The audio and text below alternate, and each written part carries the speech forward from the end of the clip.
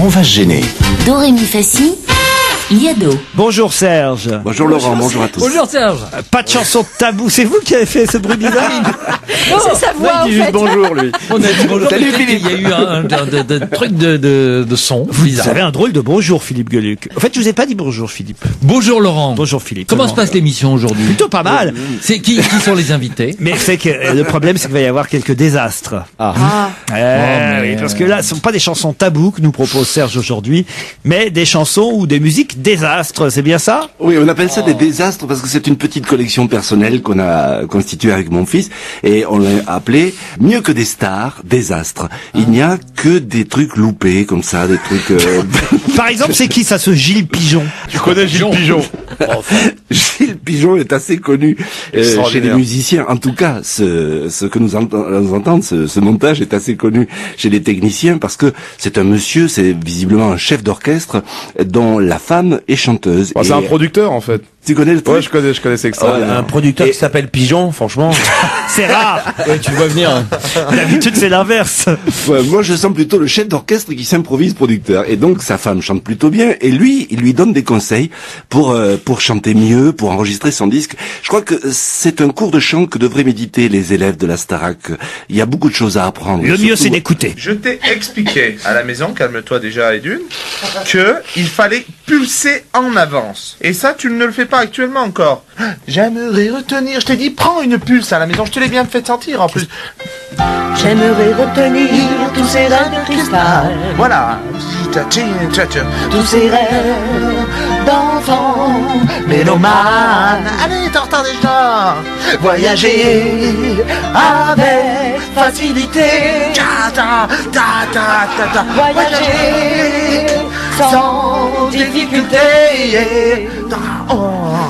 Sur les cordes un peu raides de l'oubli, Wachi, tcha, tcha, tcha, tcha.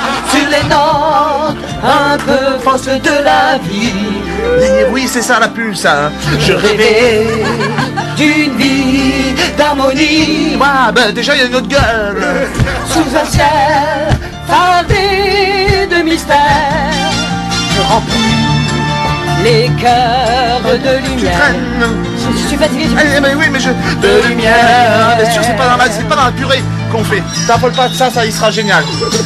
Voilà, eh ben c'est bien. Pareil pour le désertion des droits humanitaires, il faut que ce soit... Ok, t'es en forme. Voilà. Ça dure 10 minutes normalement. Quand même. C'est fait ça sur 12 ce gars, c'est confession intime, c'est quoi? C'est extraordinaire.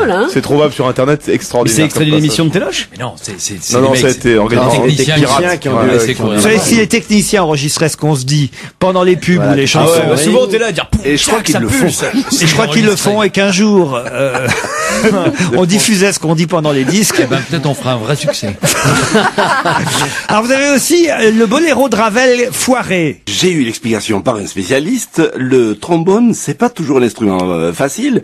Et justement, Ravel, quand il a écrit son fameux boléro, il a écrit dans une tonalité qui est pas des plus évidentes pour les trombonistes. Et celui qui ce jour-là tient le pupitre de soliste dans le Philharmonique de Vienne, quand même, s'il vous plaît, il devait être particulièrement mal réveillé, à moins qu'il s'agisse du pompier de service. Et voilà ce que ça donne. Solo de trombone foiré dans le boléro de Ravel.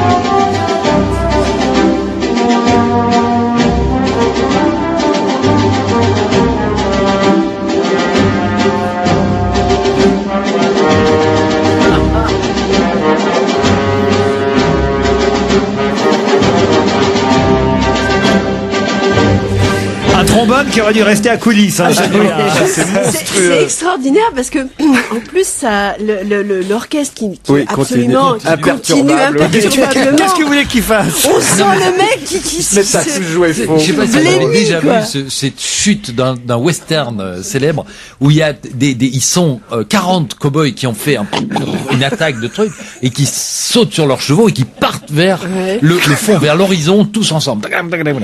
Et dans une prise, il y en a un qui rate le truc, qui arrive pas à monter sur son cheval, mais les autres le voient pas. Donc les autres jouent la scène jusqu'au bout, ils partent au fond du paysage, et il y a l'autre qui arrive pas à démarrer sur le cheval, à monter dessus, il retombe de l'autre côté. Et c'est hilarant parce que personne se rend compte de lui, comme ici l'orchestre. Un autre désastre, mais qui concerne cette fois les claviers des grandes orgues, une manette qu'on aurait touchée involontairement, c'est ça? Dans les grandes orgues, il y a des poussoirs. Et il est possible qu'un des choristes, puisqu'il doit y avoir à peu près 300 choristes dans cette église, dans cette cathédrale, il est possible qu'il ait touché un petit peu avec les fesses le poussoir, ce qui fait qu'il a sur les accords de la fin, et l'autre il joue dans une tonalité qu'il croit normale, mais comme le choriste a touché le poussoir, eh bien il se retrouve dans une autre tonalité, et là c'est catastrophique sur les dernières notes du Handel, qui normalement devrait être parfait jusqu'à la fin. C'est ça, c'est un enregistrement du Messie de Handel.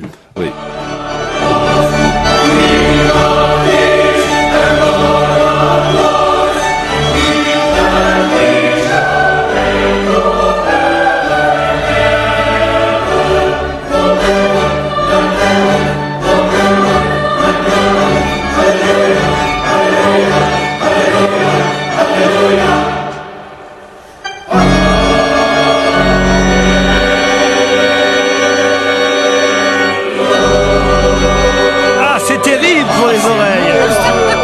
C'est affreux! Ah non, enlevez-moi ça! Ah non, mais c'est terrible! T'imagines la tête des choristes qui essaient désespérément de rester. Bravo en tout cas pour ces désastres, Serge Liado. Merci. Merci.